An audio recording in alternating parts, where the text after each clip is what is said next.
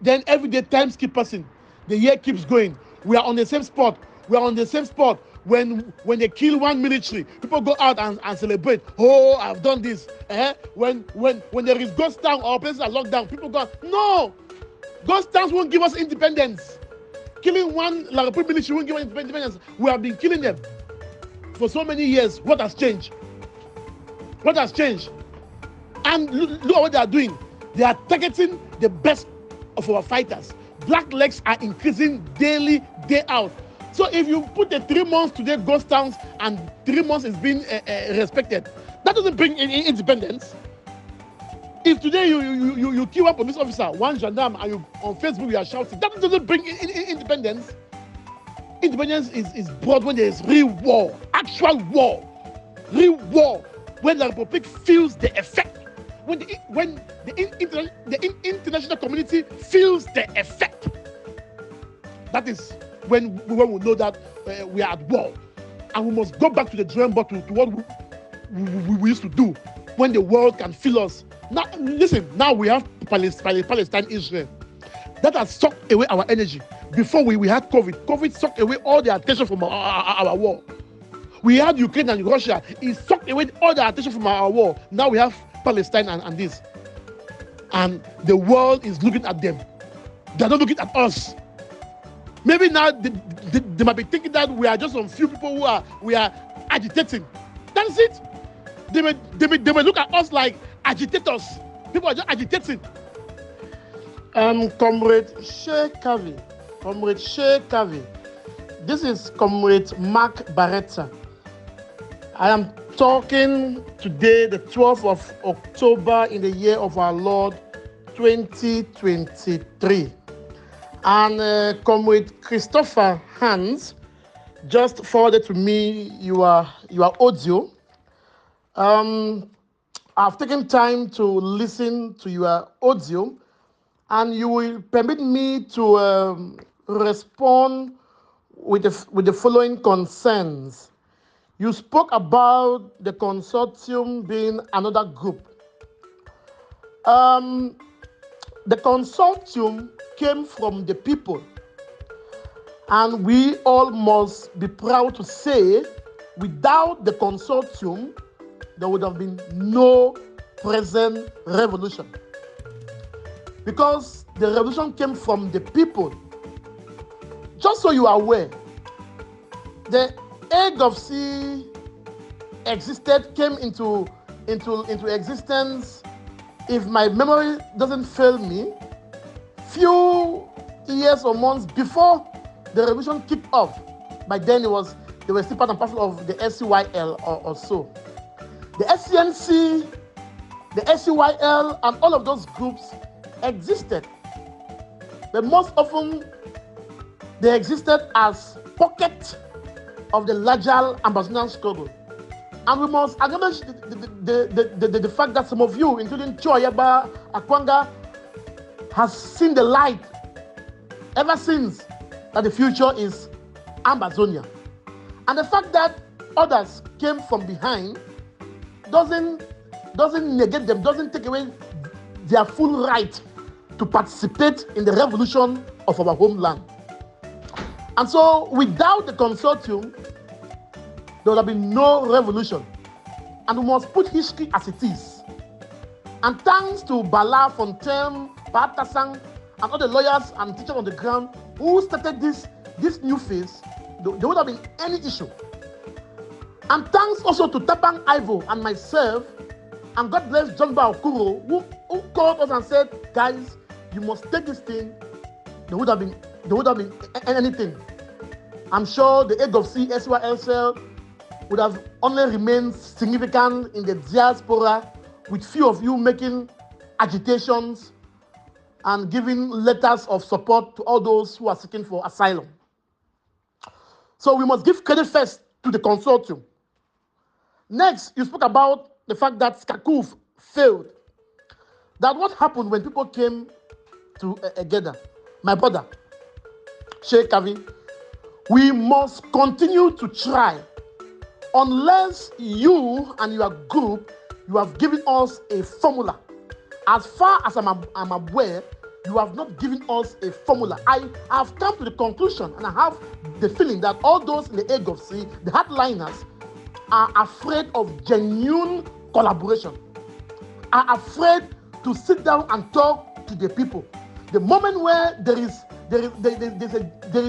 a proposal of a genuine structure, of a genuine collaboration, people in the egg of C, they start to agitate.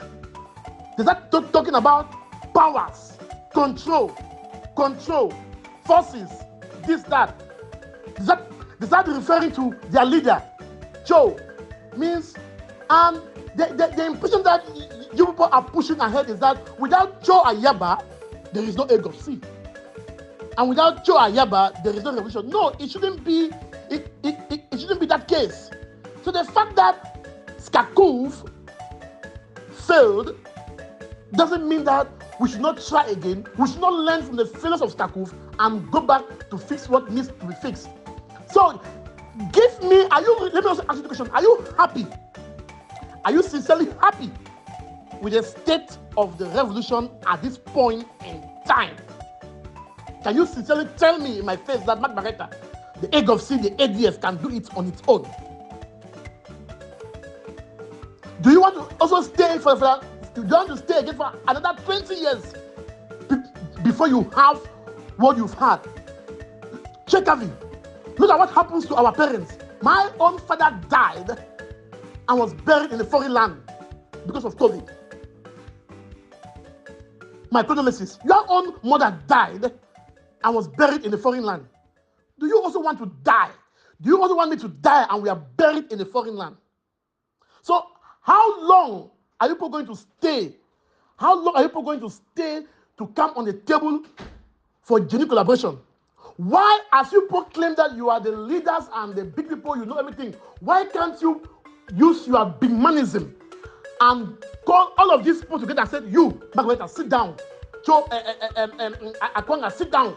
Why can't you take a position and ask us to sit down and tell us what to do? Give us a genuine structure where people can collaborate and where people can participate equally, because we are all stakeholders. Skakuf had its place, and I'm afraid to confess that Skakuf was one of the best structure. Yes, like every other structure, there are some negatives that could befall it. At that time, we were all new. Many people were excited. Things happen. But what can we learn from the negatives of Skakuf and build something better? We need a formula where every group could agree. If we have a formula and we have principles, collaboration will be genuine. Again, you talk about groups met in Washington D.C. Cho Ayaba or the ICC gave a powerful speech and money came. God bless Cho Ayaba. He is a good orator. One of those I admired a lot. And one of those I respect a lot. And one of those I respect a lot. And one of those that when I want to criticize, I will always criticize with respect. Because I've known him from long when I was in the university where I've heard about him. Then my brother Shea Kavi, it is not only about Cho Ayaba. When Cho Ayaba is done and gone, history will have to record him. And history should record him rightly. So you must not make it as if without Cho Ayaba, without Egg of C, without you guys, nothing else could happen. That is not the truth. I can speak from an evidence-based perspective that is not the truth. Because so many great things have happened on the ground and in the revolution without the knowledge and participation of the ADF, of the Egg of C.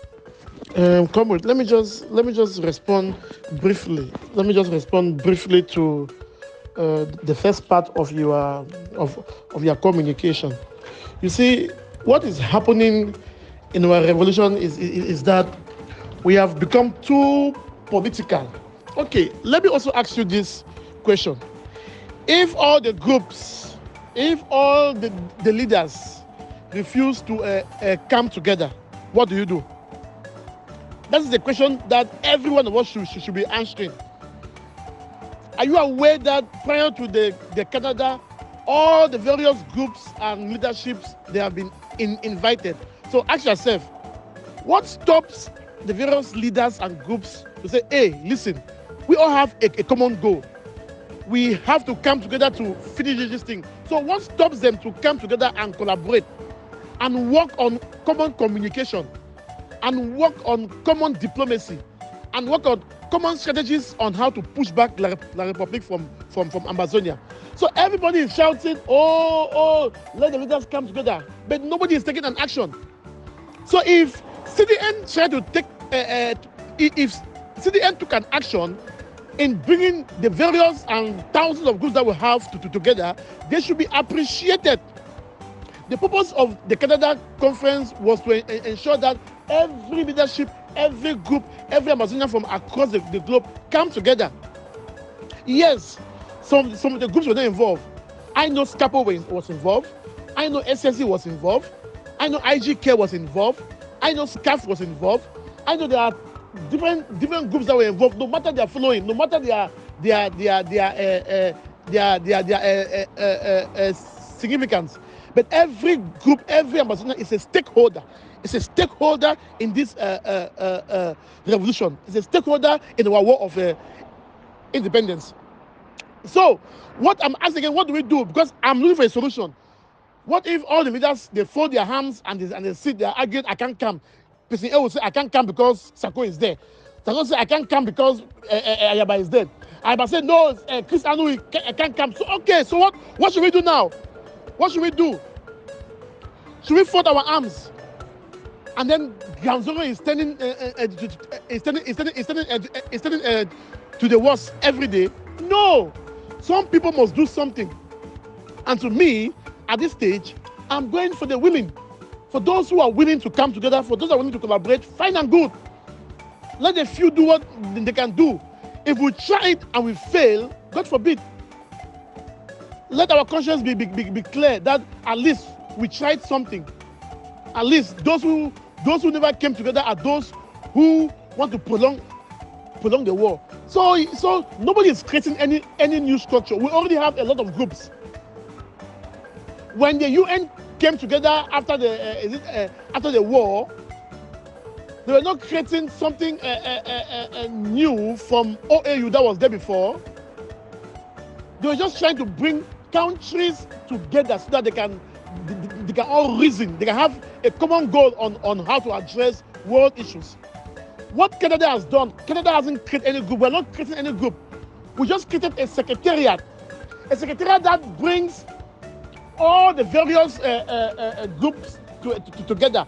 A secretariat that is in different committees, in defense, communication, so that we can begin to address these things as one people. Not people go to one office. There are 10 different letters from 10 different groups for one revolution. That's what we have done. Nobody has created a group. We have created a secretariat that brings together the best of Amazonia together. And of course, when there's a secretariat, there is a spokesperson. The spokesperson is just going out there to communicate what has been agreed by those who belong to that secretariat. The spokesperson is not a leader. The spokesperson is not going out there to take decisions or to say, I'm the CIE, I'm the chairman of this, or if I don't speak, nobody should speak. No. That's why we have a spokesperson. The spokesperson is representing the voices of those who belong to the group. The spokesperson just goes there to communicate and say, this is what has been agreed, this is what we are to do. That's what we have done. We have not created any group. People should have it clean and clear. The various groups that are not present can keep their identities. They can keep their identities and do what they want to do. Fine. But we want to see that when it comes to communication, we should have some structure. When it comes to defense, we should have some structure. When it comes to finance, we should be able to gather all our money and support. Now each group is doing their own small contribution, 10,000, 5,000. That's no money. We need to pool all our resources together so that we have a huge critical mass that we can use that money to help the boys on the ground. What about the refugees? What about the IDPs? They need also support. What about our prisoners of conscience? So we have different facets of our war that we need to address. The fighters' health, the fighters' ammunition, the fighters' family, the prisoners' health, the prisoners' family, the refugees that are out there. It's our responsibility to take good care of them while we are fighting the war. How do we do that? When every group is hitting their head left and right, people are hitting and people are talking, people are shouting. How do we do that, comrade? How do we do that? So we can't sit and we fold our hands every day. Everybody is shouting, oh, let the groups come together. Leaders should come together. Leaders should collaborate. And then one group will sit and say, I cannot come. I cannot come. You are La Republique. Then every day times keep passing. The year keeps going. We are on the same spot. We are on the same spot. When they kill one military, people go out and celebrate. Oh, I've done this. When there is ghost town or places are locked down, people go, no, ghost towns won't give us independence. Killing one La Republique military won't give us independence. We have been killing them for so many years. What has changed? What has changed? And look at what they are doing. They are targeting the best of our fighters. Black legs are increasing daily, day out. So if you put a 3 months today ghost towns and 3 months is being respected, that doesn't bring independence. If today you kill one police officer, one gendarme, and you on Facebook you are shouting, that doesn't bring independence. Independence is brought when there is real war, actual war, real war, when the Republic feels the effect, when the international community feels the effect. That is when we know that we are at war, and we must go back to the drawing board to what we used to do when the world can feel us. Now, listen. Now we have Palestine, Israel. That has sucked away our energy. Before we had COVID. COVID sucked away all the attention from our war. We had Ukraine and Russia. It sucked away all the attention from our war. Now we have Palestine and this. And the world is looking at them. They're not looking at us. Maybe now they might be thinking that we are just some few people we are agitating. That's it. They may look at us like agitators. People are just agitating. But we know that our people are dying. We know that it is war. That is it. So me as my Bareta, I am done. I am done folding my arms, waiting that they will not come together. Because these people, they have fundamental, huge differences. So for the groups that have come together, and I'm happy because those who have come together, they include also defense groups. Yes, independent defense groups. Also, bona fide Amazonians, bona fide groups in Amazonia. All of us, we have a stake. No group, no defense group can free Amazonia. It will take all our collective input, our collective resistance to free Amazonia. So if you're not tired, I'm tired. I will not sit down and fold my arms. I'm waiting, hoping that egg of sea, IGK, or Bo Herbert's groups, or Sako and the rest, if they will come together and work. We've been trying that for years. These various groups and leaders, I don't even know if it is I don't know if it's a cult or it is witchcraft. They keep giving one another excuse why they can't come together. They keep giving excuse upon excuse, excuse upon excuse, excuse upon excuse. And for once, they can't even try to say, no, hey, our people are dying. No, hey, there is goodness in unity. No, hey, let's forget what we've done. Yes, we've hurt each other. Let's see where we can collaborate and work. The moment some people try to collaborate, some others will think that, hey, it's like as if people want to come and dominate. So when leaders and groups, when they think about power, they think about control, they cannot collaborate. So I'm done. So I'm willing to work together with the willing, those who are willing. if the groups that came together in Canada, as well as the Amazonians came together, if we put our heads together and we can do our own bit to help our Amazonia, God bless us. And let the rest do theirs. Let the rest do theirs. So please, that notion where people are saying that no group was created in Canada.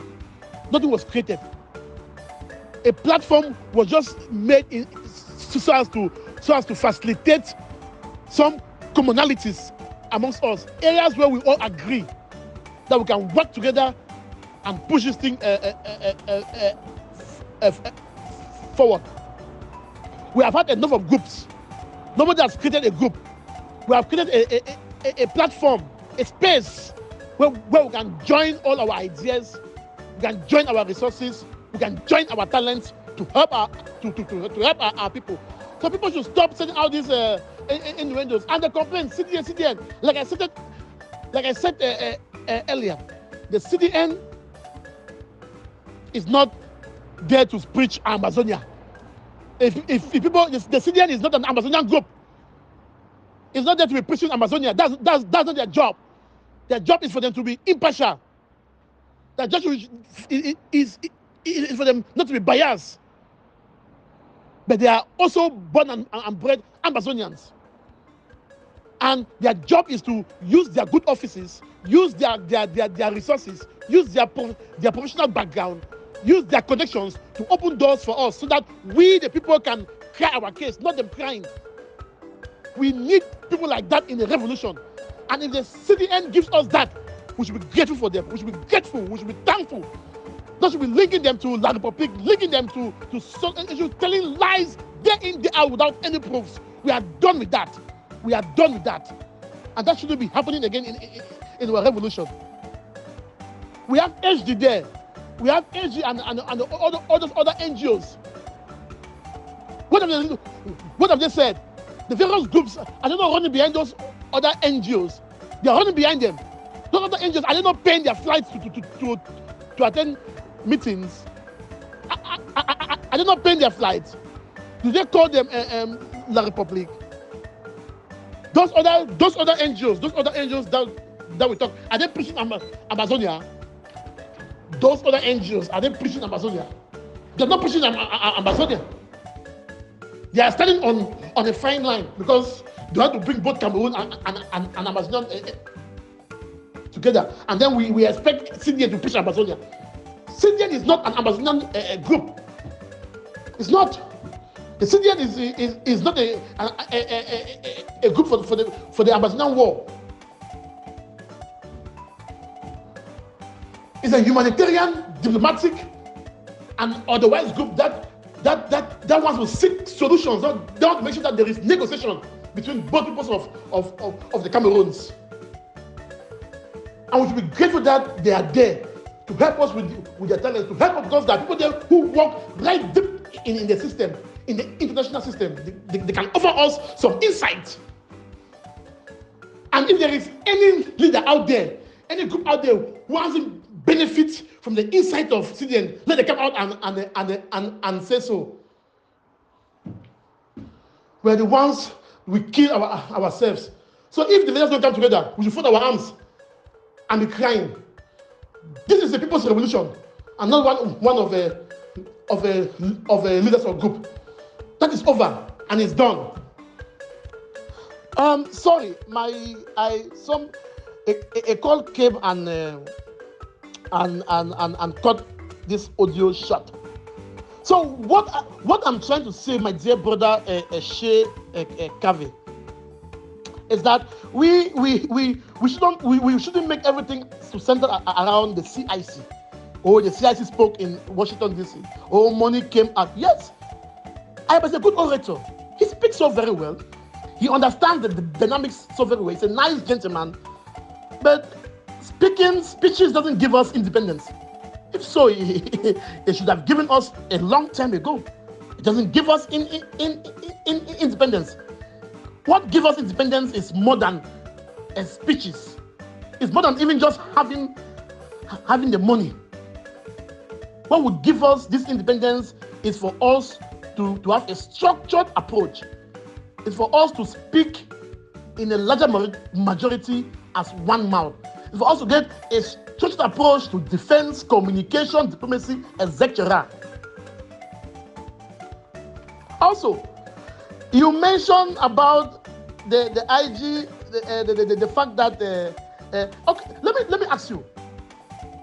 The head of C was in Canada during the pre-talks, and you people left. The head of C was in Canada, and after the pre-talks, you people were planning this conference. What happened? What can you genuinely tell us that? Why did the head of C, why did Ayaba Cho and all of you, why do you people leave the organization of this conference? This conference was supposed to be organized by you people, the leaders who met for the pre-dialogue in Canada. Has the head of C, you people come out clearly to tell us in exact words what happened in Canada during the pre-talks? Kapodani has been out there saying a lot of things, a lot of innuendos. I've not heard people come out in an evidence-based way to explain to people what really happened. So tell us, I want to know what happened that you people left the conference with your friend Akwanga. Was it because other leaders who were part and parcel of the conference were trying to expand it to bring in other people? Was it because, as usual, you are just afraid of the shadow of the IG? Because my own conclusion is that you people, the head of C and all the rest, you are still living in the shadow of the IG. It seems to me the IG and the splinter groups are really a pain in your ass. For so many years, all your defense, you are pointing to the IG. The IG. Leave the IG alone. The IG has been splintered. The IG doesn't have that following as it used to have. The people are tired. The people have seen the light of the day. The people want to see a new format, a new structure that brings people together. God being so kind has opened the eyes of the people for so many years that the people were blinded by the creation of a government. The IG has splintered by its own self. So but I have a feeling that you guys in the head of C, you are still the IG and the splinter seem to be a pain in your ass. And when there is anything, when there's any problem, any issue, your defense, you are pointing to the IG. The splinter should come together. Oh, they just do this. Oh, Saka has done this. I want the head of C, Ayabacho and Ipo to take the lead, rally us and tell us this is the way. Put the structure on the ground and say this is the format of collaboration. This is how it's supposed to be. If it is good and we all agree, we're going to buy it. Why can't you do that? Every day is the IG. You are going to live for 5 years, 10 years. The revolution you are calling the IG every day, giving excuses because the IG has done this, the IG did that, the IG did that. And so yes, what is the way forward? What is the way forward? And you mentioned about the liberation tax. At no point at this stage have I supported or started to buy the idea of a liberation tax from the head of C, because I still believe that the manner in which it has been done doesn't benefit the entirety of Amazonia, as far as I'm aware. The manner in which it has been collected, it comes as an extortion tax. Don't put words into my mouth. Don't claim, oh, we've seen that it's working. Oh, we want to come into board to start controlling the money. No, nobody has said so. Nobody has said that. I have not said that. I have not. I have not said that. The concept of a liberation tax in every revolution is a good thing. It's a good thing. And I have said, I buy the idea of a liberation tax on the diaspora, not ground zero at the moment. Ground zero, they are already paying a liberation tax in so many forms. The Monday Ghost Towns is a form of liberation tax they are paying. The killings is a liberation tax they are paying. The fact that they cannot have good drinking water, good rest, is a tax they are paying. The fact that they have their parents killed, some of them have gone to Nigeria, Ghana, and elsewhere, is a tax they are paying. And so we cannot impose another type of tax on the people on the ground. Diaspora is huge enough. And it is because you people cannot control the diaspora. You cannot get the diaspora to come under your tutelage. And you are imposing the tax on the ground. And the fighters are doing their own thing. I have received so many reports from so many areas how your fighters are harassing civilians in the name of liberation tax. That is not liberation tax. Liberation tax, it should come freely. It should come willfully. When we started this revolution, our fighters were fed by the people. The people gave our fighters intelligence. The people housed our fighters. The people gave our fighters charms and protection. The people give our fighters message. Can you sincerely look at me into my eyes and tell me it is the same today, Sheikh Kavi? Can you do that? You cannot. You cannot. And we cannot use fear. We cannot use fear. We cannot use the fact that our father has guns to rain terror on our people to contribute. And I've said the concept of a liberation tax is good. It's a very good thing. But it should come from the diaspora.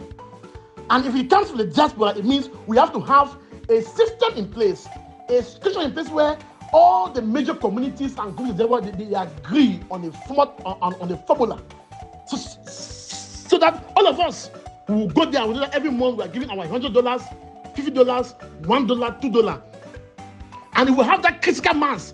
That at the end of each month we have enough money to help the boys on the ground, no matter which canopy they fight under. That is what I stand for. I am not against the idea of a liberation tax. It's a good thing. Eritreans paid for it. We call our revolution the never again generation revolution. We call it the social media revolution per se, because we are fighting in a different times. We are fighting in a different epoch. And so we must fine-tune our own challenges to our own realities. Our reality is that we cannot impose on our people and give a lot of pain on the ground because of liberation tax. Our people are already doing enough. So let the liberation tax be for the diaspora. That's what I support. And if it's for the diaspora, one group cannot do it, because one group cannot have control over it. It has to be something that has been done by coordination about groups that have come together. Now we went to Canada and we have created a secretariat. That secretariat involves so many groups. So, in fact, a cross section of Amazonians. If today the secretariat comes and said we have now a system of funding where is a tax where our people should pay, that is a good place for people to put in their money, because the funds will be agreed and how it will be spent will be agreed by a steering committee, by a team, not one group, not one leader. We are not saying that strategies of defense or strategies of how money should be released should be made public. No, it shouldn't be made public. It should be limited. It should be limited. It should be limited to particular sets of people within the defense committee, within the secretariat, because of leakages. So, Comrade Sheikh Kavi, I hope I've answered your questions enough. And as far as I'm concerned, collaboration and unity is what we need. We need it. It's a must. And if all the groups can come together to make it work, the willing should do it. Let's do it and fail. And if we fail, God forbid, let our conscience bear us witness that we tried. But that notion of people thinking that everyone will just rally under Egofsi, rally under Chuayaba, listen, my friend, it will not happen. It will not happen. You can wait for the next 20 years, it will not happen. It will not happen. Even today, even if one government stands behind Chuayaba and gives weapons, it will not happen. You know why? You know why it will not happen? Because a leader is not imposed. A leader doesn't force himself on the people. A leader must be humble. A leader must come on the ground, rally its people, talk to its people, give its people better ideas. If you think about now, we'll just get on one day and said, okay, we are tired. We want to rally behind one leader, whether egg of C, whether it's IG, whether it's who, you are fooling yourself. Over.